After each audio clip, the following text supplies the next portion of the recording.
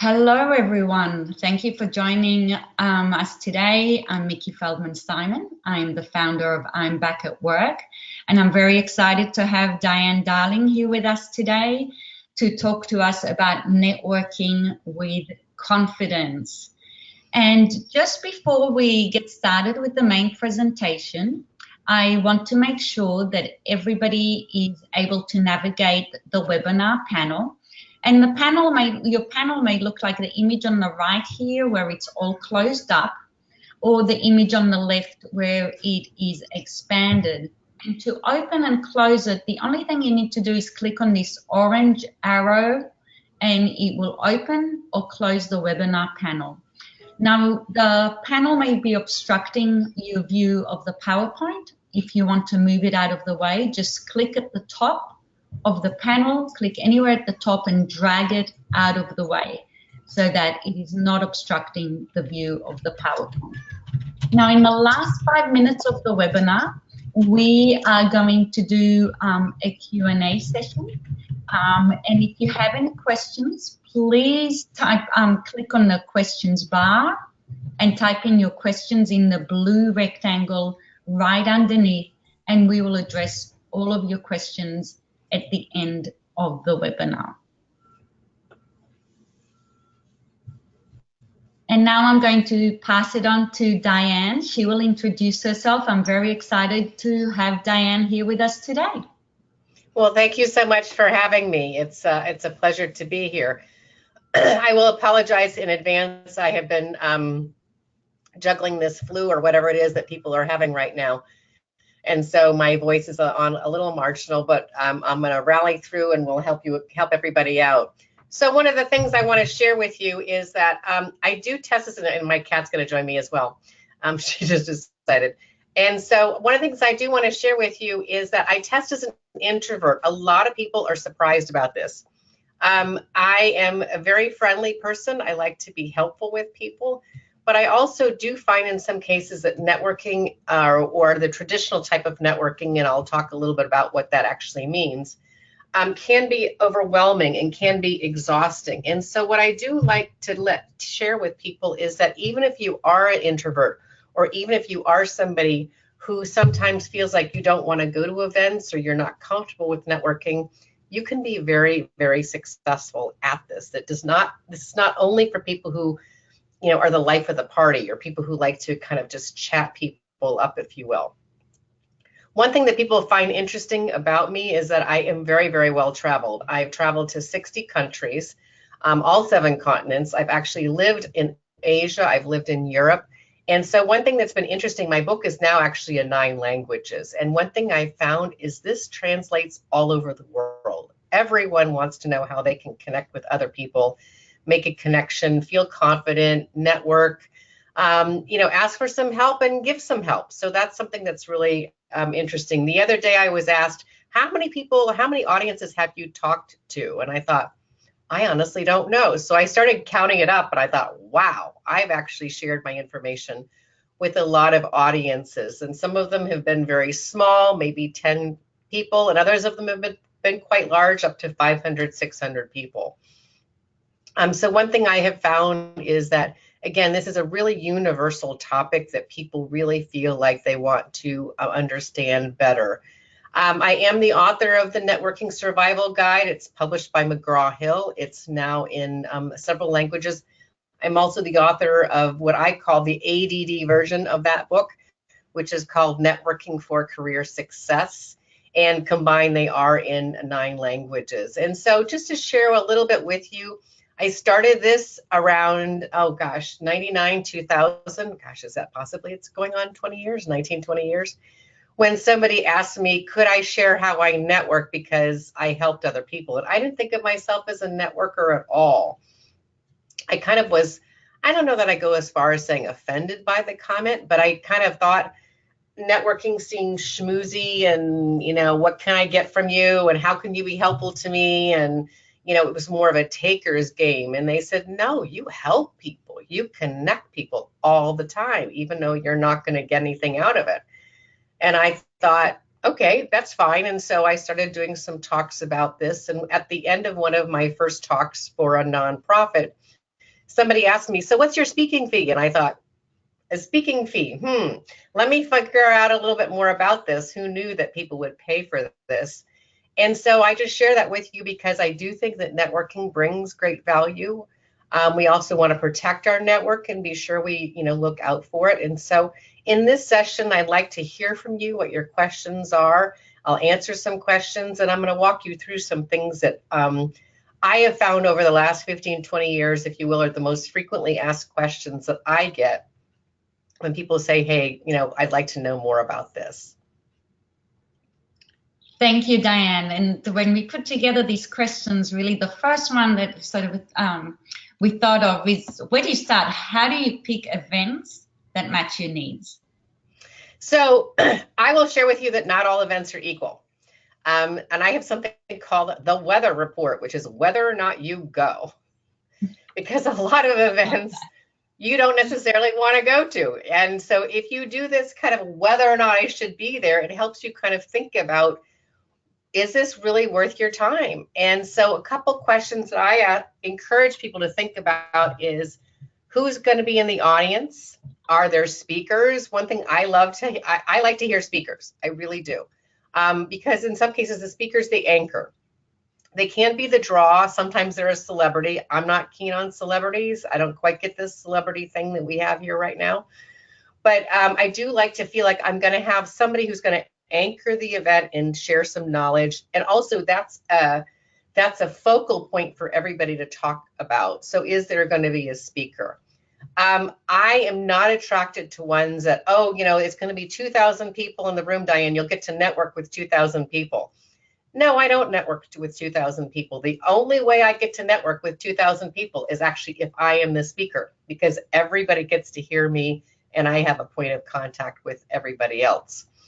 So I like it when there's some structured networking. What do I mean by structured networking? I like it when I know that it's going to have a little bit of time for, random networking, if you will. You go in, you grab your drink, a bite to eat. I'm not keen on weird games, but I do like it when there is a little bit of structure.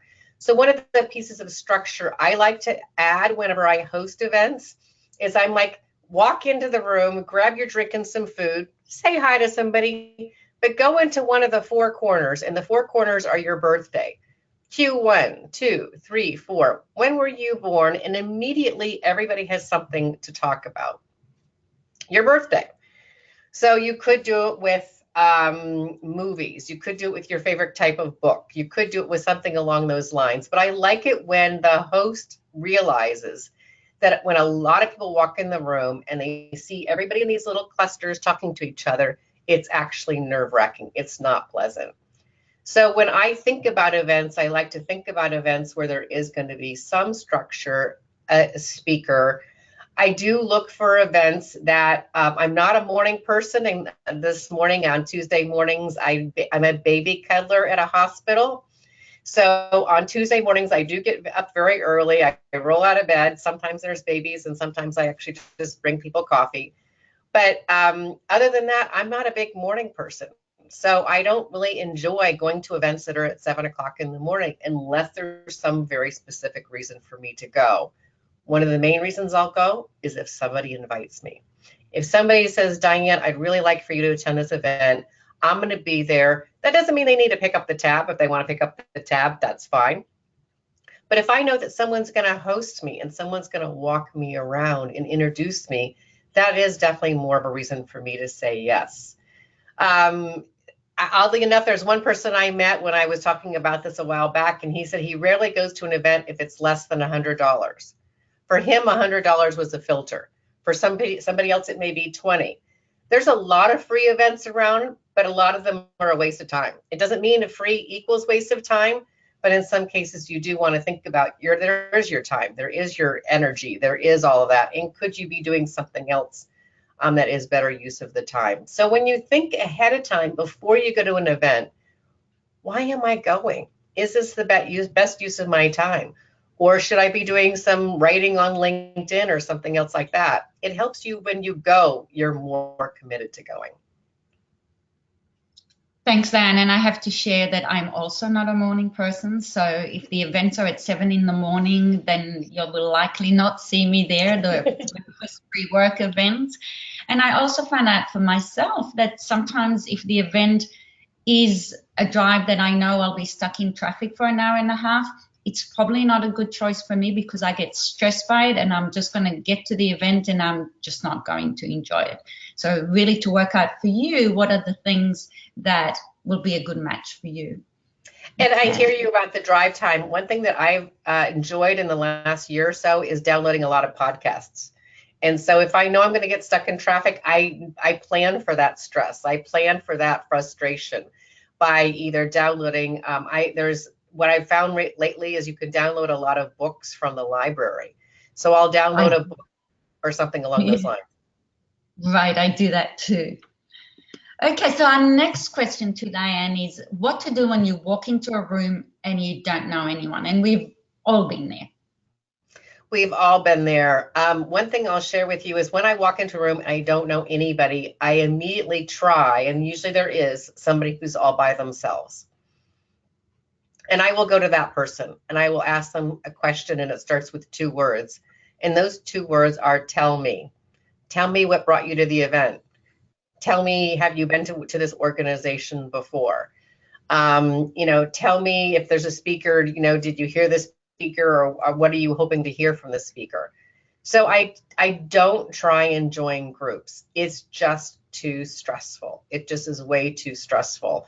For your listeners, they can go to, you can text 345 Diane and you'll get a chart called How to Work a Room.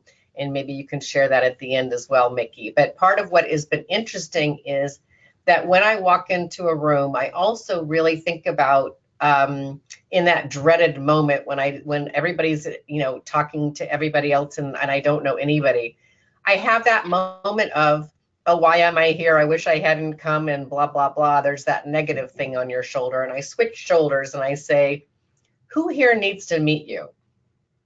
Who here could you help out? Who here has a need? And you may know that person. It may be somebody who can paint. It may be somebody who can, give them a ride home. It may be somebody who they just haven't yet, a lawyer, an accountant, who knows? But who here has a need that I have in my network and I can be helpful to them? So it's important when you do have that moment to embrace it and not try and fight it and say, oh, I'm not supposed to feel this way. Feel that way. It's an ugly feeling. But you can switch that mind around and say, gee, what can I do to help other people in the room? Right. And I found that like your first advice, I always say to myself when I walk in and I see somebody else alone, they're feeling exactly like me. I'm going to make them happy walking up to them and talking with them. Absolutely. And, it was interesting this morning when I was doing the rounds at the hospital. I went in to check on this one family and I can't get you anything. And the man's like, no, I'm fine. And he was playing a game with a car on his little phone. And his wife had this little one in a cast. And she said, you know what? I'd really like some water. And I wanted to say to her husband, stop playing the game, get off your phone, And so I think phones have become a big crutch. I would encourage people when you go into these events, put away your phone, because once the phone comes up, it is a barrier for someone to come to you, even if you're by yourself. Whereas if you are by yourself, it is a very vulnerable feeling right now not to have this little gadget that is our best friend, and put it away and just walk up to somebody. I will also share with you, I go to the bartenders. I go to talk to the people who are organizing the event. I will sometimes say to the person who's organizing the event or the people who have the name tags and say, you know what? Everybody looks like they're chatting with somebody. It's my first time here, or even it's my 10th time here. Do you know anybody I should meet? Engage the person who's organizing the event. They want you to be happy. Right. And you can talk on your phone or play on your phone and do things on your phone after the event. You didn't come to the event to be on your phone. So. No. Okay, so this is the next one that I think a lot of us have felt at different times. So have you ever felt awkward when a conversation has a lull and is winding down, and then what do you do next? So in general, and this is a big generalization, I try and talk to people, 3, 5, 8 minutes, maybe a little bit more. But in general, I don't want someone to think that, I'm latching onto them and, they can't ever leave me. And what's happening when the conversation is at a lull and it's winding down, they're trying to get rid of you too, and you want to move on. Now, there's the people who just are really, really awkward and it's uncomfortable. And there's the other people who are just really nice people and you kind of just don't know what to do next. And that's usually what happens. What I will often do in that situation is I will say, would you like to join me at the bar? I could use a cup of water or a drink or whatever it might be. And when we go to the bar, there's other people often standing in line. And I'm like, have you two met each other yet? I facilitate the introduction and have the two of them meet. And often what happens is they'll shake hands and they'll start having a conversation, and it gives me a chance to kind of, duck out and not have anybody, feel like they've been put away. And what's often I find is that they have a perfectly delightful conversation, and I'll see somebody else who's standing there waiting for a drink. And that's often where people are by themselves. They're kind of standing there in line. And I'm like, I'm not sure we've had a chance to say hello yet, is what I say. My name is Diane Darling. I don't say I'm not sure we've met, because I've learned as a speaker, there's a term called parasocial. And when you speak or when people see you, like I have a parasocial relationship with Oprah. She has no idea who I am, but I feel like I know her because I see her around. I have a parasocial relationship with Ellen DeGeneres, or, for Vladimir Putin, for that matter. I mean, I don't know these people, but when you see them so often, you do feel like you know them. So what I have discovered is people have that relationship with me if they've seen me speak. And a lot of people have seen me speak, but I haven't necessarily, quote, met them. So I will say to them, and what happened, the reason I do this now is one person says, that's nice to meet you. And she goes, actually, we've met before. And I had no memory of meeting her, because I do meet a lot of people. And in some situations, have they met me or have they seen me speak are two different things. So I just really like to make them feel gracious and welcome. So I just simply say, I'm not sure we've had a chance to say hello yet today or this evening. My name is Diane Darling. And so all of that has done several things. It's made the person I'm talking with and moving along feel appreciated and welcomed and connected and not left alone. It's made the person who I haven't yet spoken to welcomed and greeted and all that sort of stuff. I will share with you is one thing I do try when I go to events, and I don't always do this as well as I should, is I try and have some networking buddies. And these buddies are people who we don't stick together and hang out all of the time and talking with each other, but these are buddies who I know a little about what they do for work, and they know a little bit about what I do for work. And so when we see each other at events and we might get stuck, they can kind of like read my body language, or I can read their body language, and they can kind of come on over, or I can kind of come on over. The Wall Street Journal did an article one time and included a story about me where I tap my necklace, which means to my buddy, come over and help me out. Obviously now I can't do that anymore because it's been in the Wall Street Journal. And I don't, and it was kind of a bit of a joke, but people have said to me, if I ever see you tapping your necklace, I know you're trying to get rid of me. We're not really ever trying to get rid of somebody. The reality is the conversation has taken its course. Think about a conversation like a meal. It starts and it ends. And if you think about it that way, there's no reason to feel unhappy when a meal ends. It's done, And so you have your nourishment for the moment, and now you can move on to the next one. I love that advice. So our next question is, and oh boy, have I done this one so many times. So somebody says hello to you by name, but you can't remember theirs. What do you do? So I am really good at names and I'm really good at faces. I am not always good at them together. And so I find in some cases I will have a moment where I think I'll think of it, and then all of a sudden I'll say, okay, you know what? I remember we talked about this and this and this. I remember we talked about this and this and this, but can you believe it? I can't remember your name. And they're like, oh, no problem, da da da, because they know I've remembered them. Right. So I typically really try and own it. It is hard to do. It is very hard to do. It is also why I mean, Seinfeld, there was a whole episode about this one time about remembering names. It happens a lot. It's one of the reasons why I do like the name tags that are big and they're up on your upper right shoulder, Yes, and that you can actually see the name because it is helpful. I go up and down a little bit more these days on my weight, and I saw a woman the other day, well, about 6 months ago, when I was definitely, hopefully, at the top of my weight that I'm coming down on now.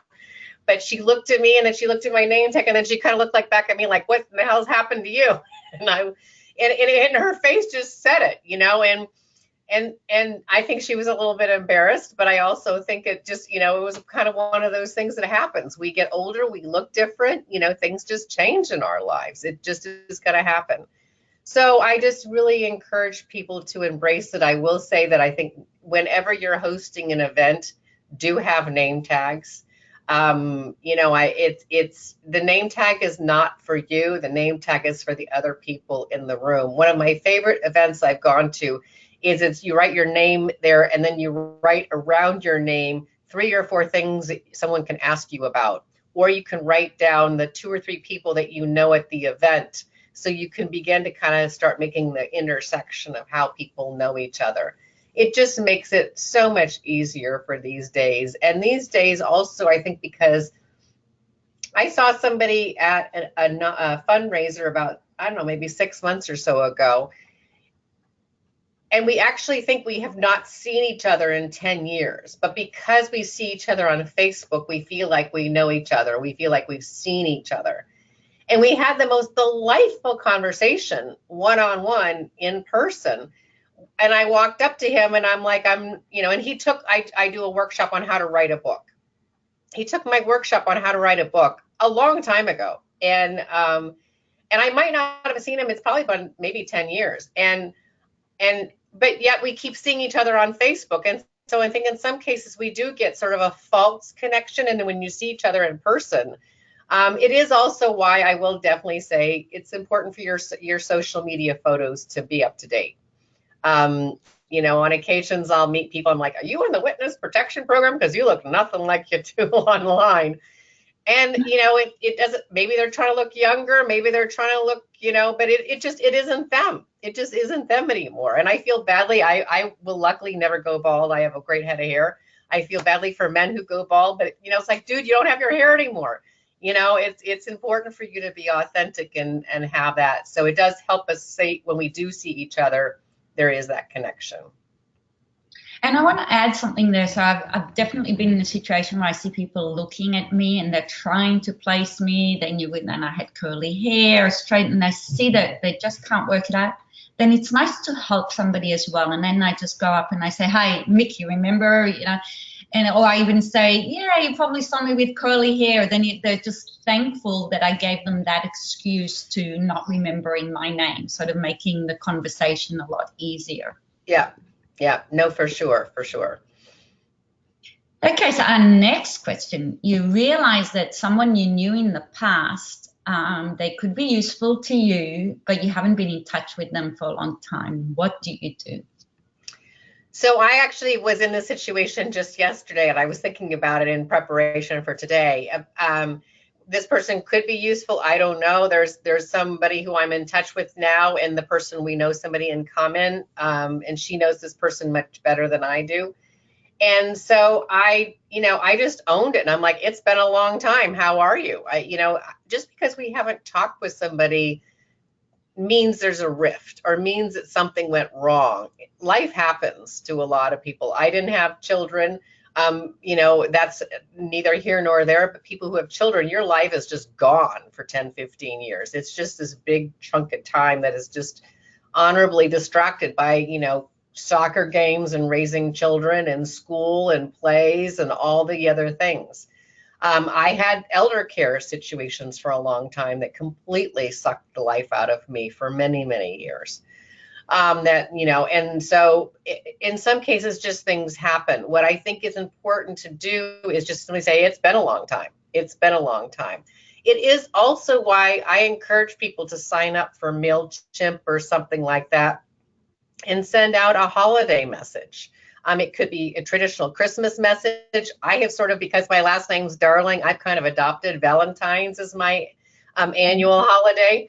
Will you be my Valentine this year, sort of a thing? And, let's honor a little bit of, have you shared the love today? It doesn't have to be a sexual thing. It can be just, have you done something kind? And so I would really encourage people to, do something like that, because then you can have a touch point with people. One thing I'm testing right now is that I am going, when people connect with me on LinkedIn, I add them to my database and I put the date of our quote LinkedIn anniversary that we connected. And so I'm sending out a once a year, can you believe it's our LinkedIn anniversary?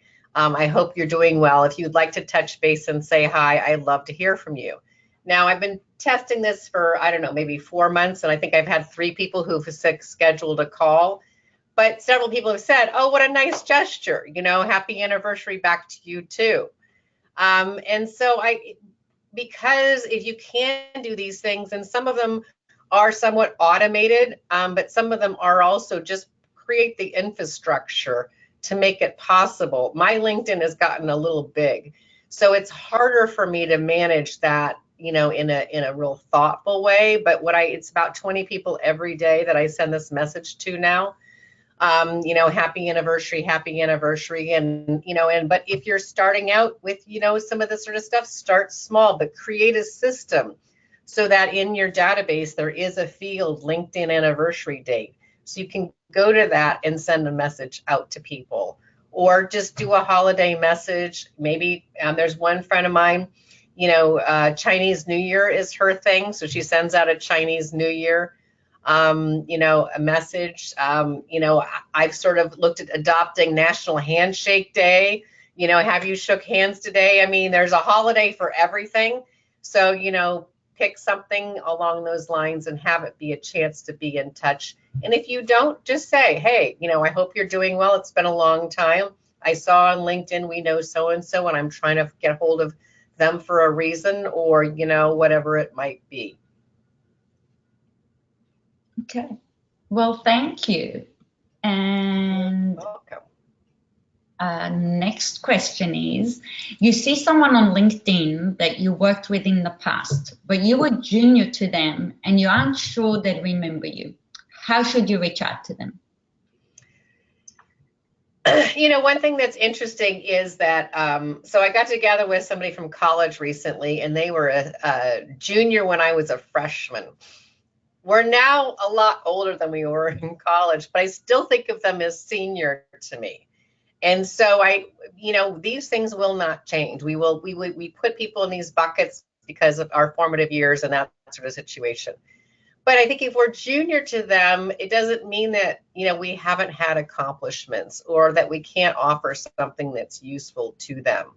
I recently reconnected with to me, he's young because I was his nanny, but now he's VP of sales for a very significant organization.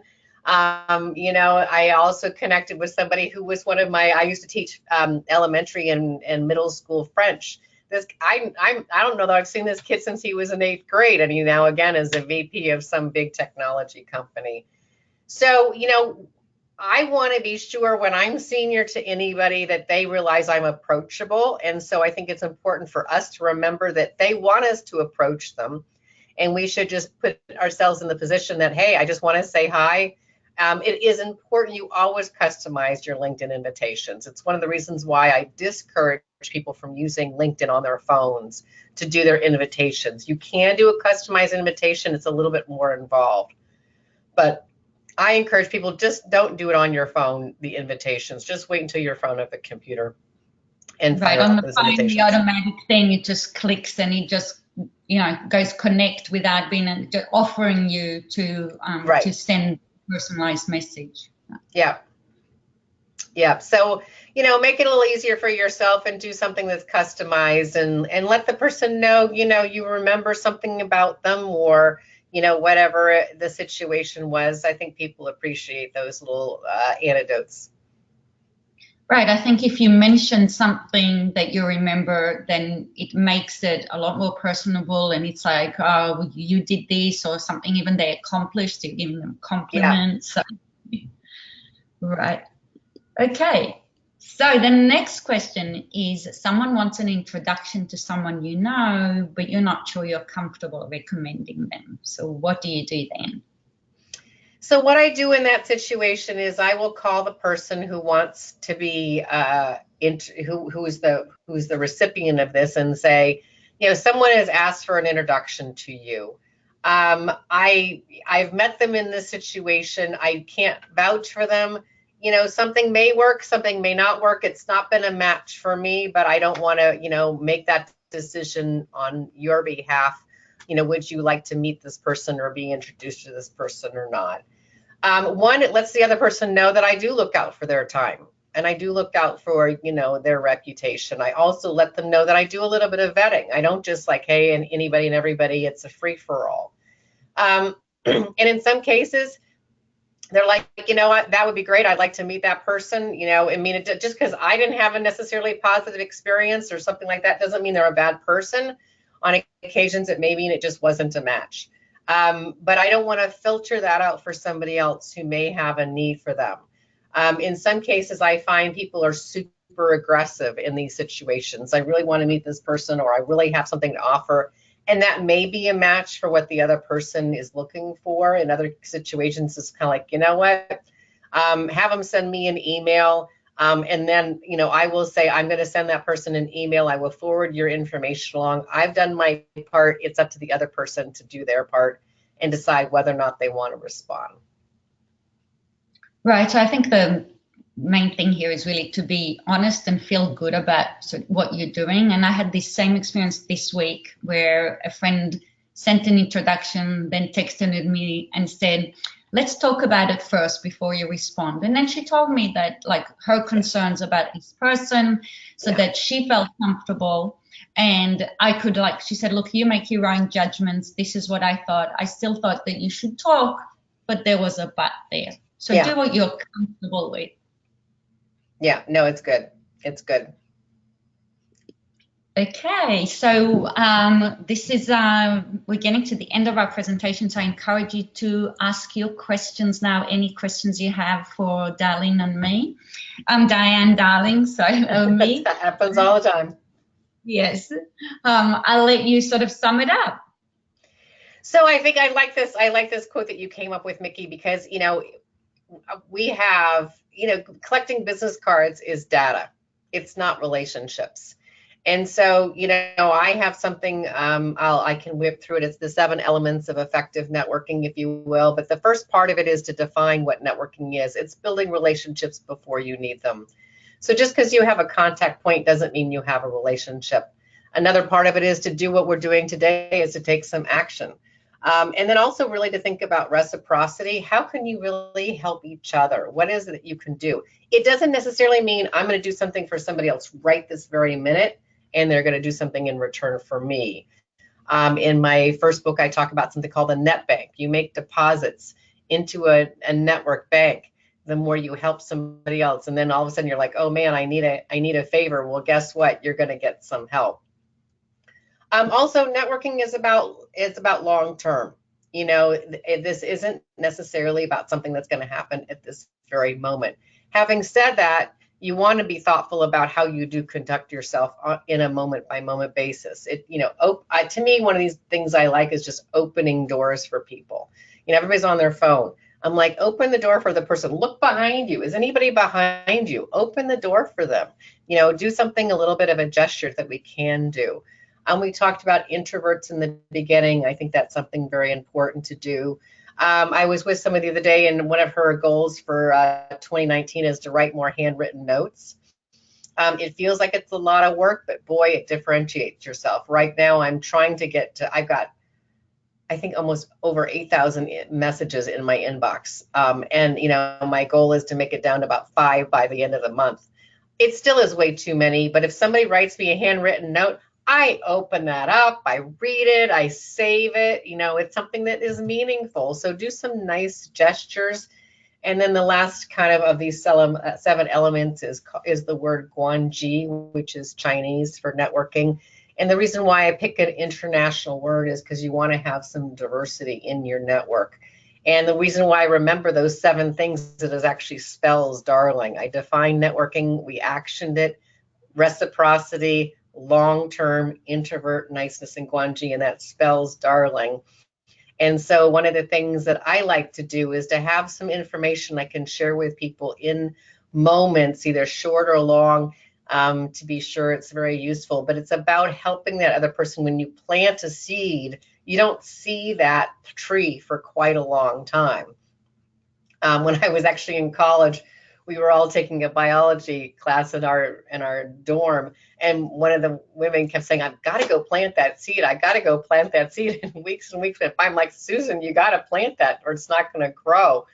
And one day, my other roommate and I were at the grocery store, and we found a plant that was already bloomed, and we swapped them in the middle of the night as a joke. And she woke up and thought, "Oh my gosh, the plant grew overnight." And like, no, it didn't grow overnight. We had a little bit of a chuckle. It takes time. This takes time. And so people who are looking for a fast track are going to feel frustrated because this does take time. But you can start with what you know and what you have now.